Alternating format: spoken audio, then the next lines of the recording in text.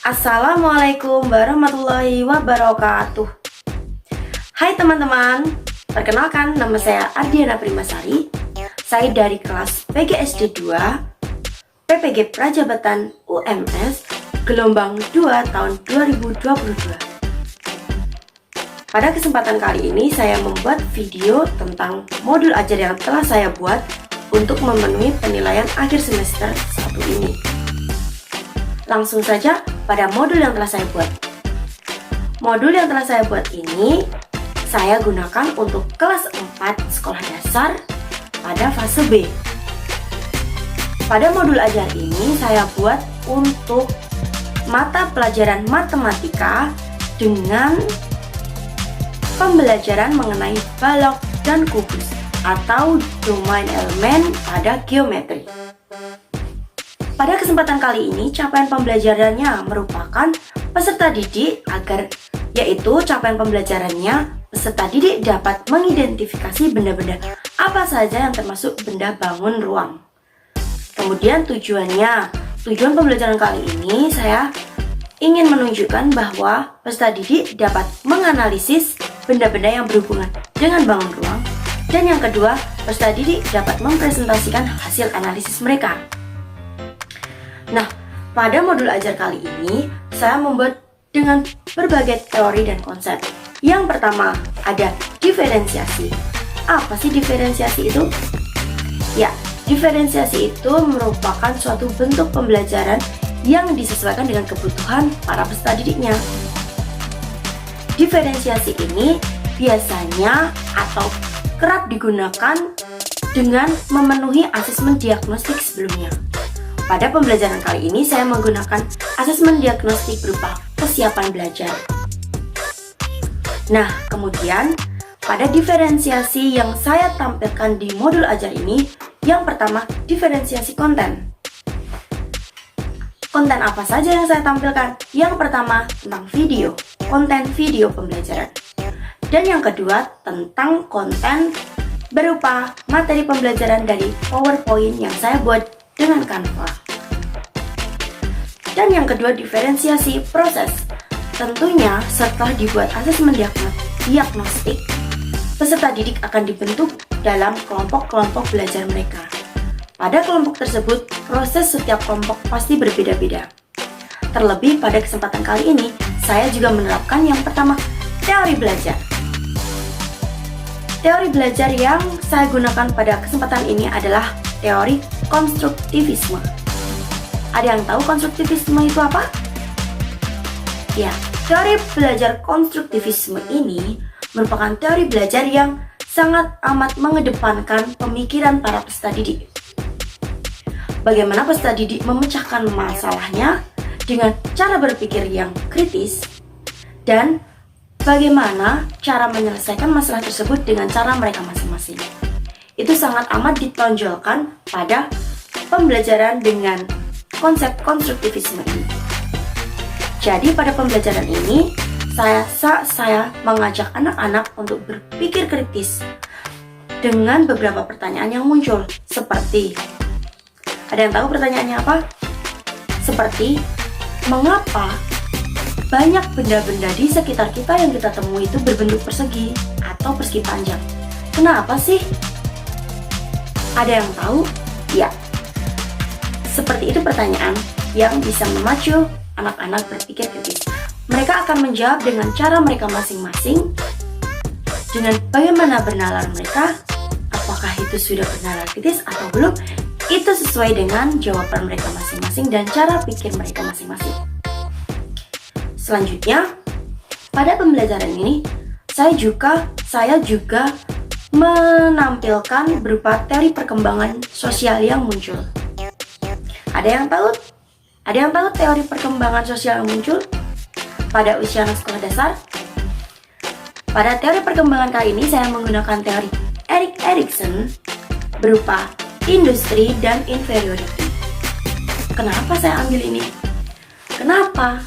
Sebab pada teori tahap industri dan inferiority ini terjadi pada tahap sekolah dasar, di mana anak-anak ini menggunakan daya pikir mereka untuk mengasah pengetahuan dan juga keterampilan intelektual mereka sehingga mereka dapat berpikir dengan kritis, berpikir dengan tinggi, dengan logis mereka, dengan logika mereka, hingga mereka beranjak dewasa, beranjak remaja nanti. Maka teori perkembangan sosial ini juga dapat diikuti dengan teori konstruktivisme sebelumnya.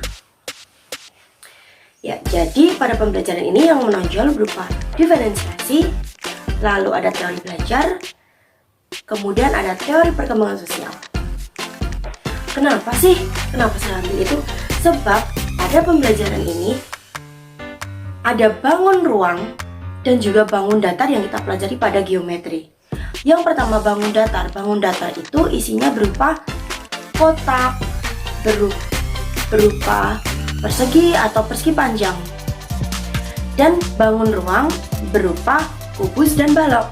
Sedangkan pada materi kita kali ini adalah balok dan kubus. Balok dan kubus merupakan turunan dari bangun datar, persegi, dan persegi panjang. Banyak pertanyaan pemantik yang saya gunakan. Contohnya itu tadi, pernahkah kalian melihat benda-benda berbentuk persegi? Mengapa sih benda-benda persegi itu banyak ditemui di sekitar?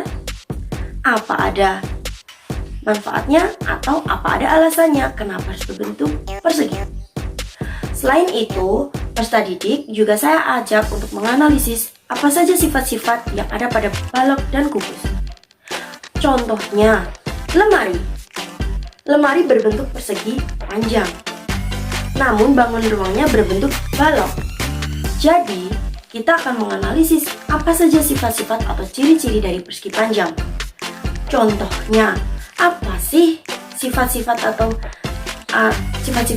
ciri-ciri dari persegi balok itu? Ada yang tahu? Ya, memiliki 6 sisi: depan, belakang, atas, bawah, samping kanan, dan samping kiri. Kemudian memiliki 12 rusuk. Kemudian apa bedanya dengan balok dengan kubus? Ya, ada pada ukurannya. Balok memiliki ukuran di mana sisinya ada yang lebih panjang dan kubus tidak memiliki sisi yang panjang atau sisi mereka sama. Untuk pembelajaran tersebut, anak-anak diminta untuk bergabung dalam kelompok yang sudah ditentukan sebelumnya dari kesiapan belajar mereka. Kesiapan belajar ini dibentuk dari bagaimana anak-anak siap dalam pembelajaran sebelumnya. Apakah anak-anak ini sudah siap atau belum? Mengapa jika dia belum siap? Ada banyak hal yang di mana anak-anak itu tidak siap belajar. Contohnya, dia malas, atau dia belum makan, atau dalam suasana hati yang buruk.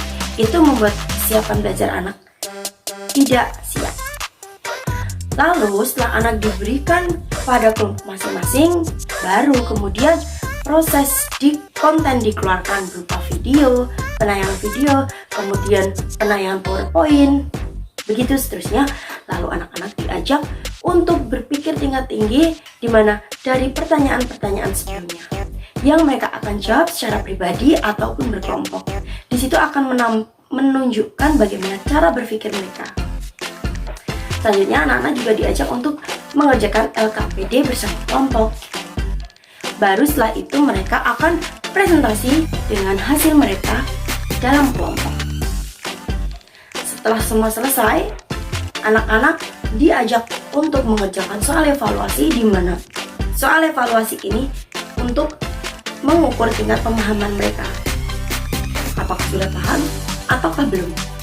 Apabila dari hasil evaluasi ini anak-anak mendapatkan nilai di bawah KKM, maka pertemuan berikutnya mereka akan melakukan remedi, dan apabila sudah di atas KKM mereka akan melakukan pengayaan. Nah, pada pembelajaran modul ajar saya ini saya membuat beberapa asesmen. Yang pertama, asesmen diagnostik.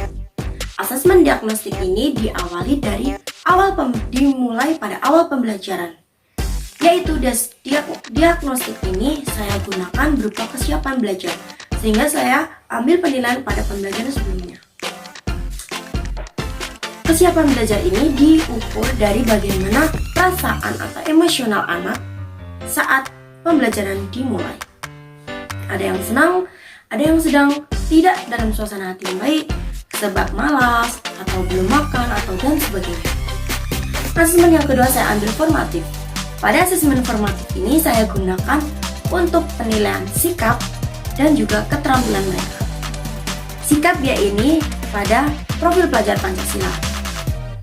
Pada profil pelajar Pancasila pada modul ini berupa bernalar kritis, kreatif, dan gotong royong.